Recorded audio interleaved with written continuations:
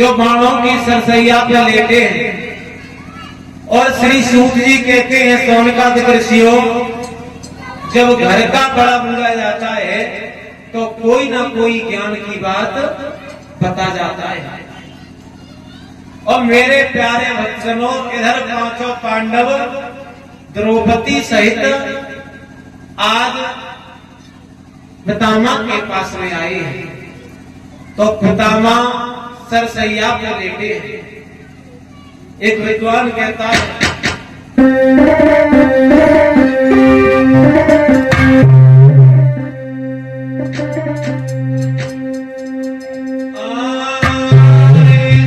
सरसैया पे पड़े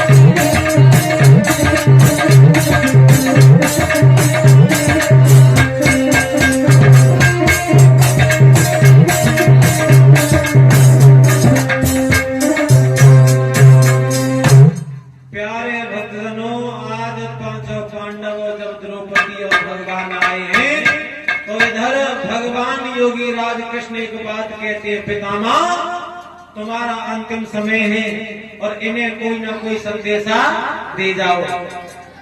जब घर का बड़ा बूढ़ा जाता है तो कोई ना कोई अच्छी बात बता करके जाता है। तो पितामह कहने लगे पांडवों एक बात मेरी ध्यान में रखना कि धर्म को मत भूलना, धर्म से चलना और अधर्म का काम जितना टल सके उसे टालना और धर्म का काम जितनी जल्दी हो सके उसे करना। और जैसे ही बात कही तो द्रौपदी पास नहीं खड़ी और द्रौपदी को हंसी आई गई। द्रौपदी कहने लगी पितामह आज तुम बड़ी ज्ञान की बातें कर रहे हो। बोले क्यों? अरे तुम ये कह रहे हो कि अधर्म को मत देखना, लेकिन उस दिन तो तुम भी सभा में थे, द्रोणाचार्य भी थे, कृपाचार्य भी थे। अगर तुम एक उंगली भी कर देते तो मेरी साड़ी नहीं खिंचती। तो उसी समय पितामह कहने लगे बेटा उसी गलती की हम ये सजा भोग रहे हैं। और तुम्हें शायद एक बात नहीं पता, उस समय मैं दुर्योधन का अन्न खा रहा था और जैसा जीव अन्न खाता है वैसा बनता है मन, और जैसा पियोगे पानी वैसी बनेगी वाणी। भागवत जी में आया है कि यदि तुमने दूषित अन्न खा लिया तो तुम्हारी बुद्धि बिगड़ जाएगी। दूषित अन्न कौन सा होता है? विद्वानों ने बताया है कि अगर तुम किसी के यहाँ पर गए और उनके घर पे भोजन नहीं था लेकिन पत्नी ने बनाया, और लेकिन बनाया कैसे? रो रो करके कि जी हो रहा है रोटी करनी पड़ेगी। तो ये मान लो कि वो दूषित अन्न है। और दूसरा जो तेरहवीं होती है, यानी हमारी तरफ तो मालपुआ होते हैं, यहाँ पता नहीं। तो जो तेरहवीं का अन्न होता है वो नहीं खाना चाहिए, वो भी दूषित अन्न होता है।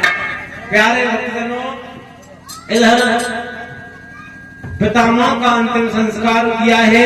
पांचों पांडव आए हैं, पांचों पांडव रोए हैं। भगवान योगी राज कृष्ण एक बात कहते हैं, पांडवों रो मत,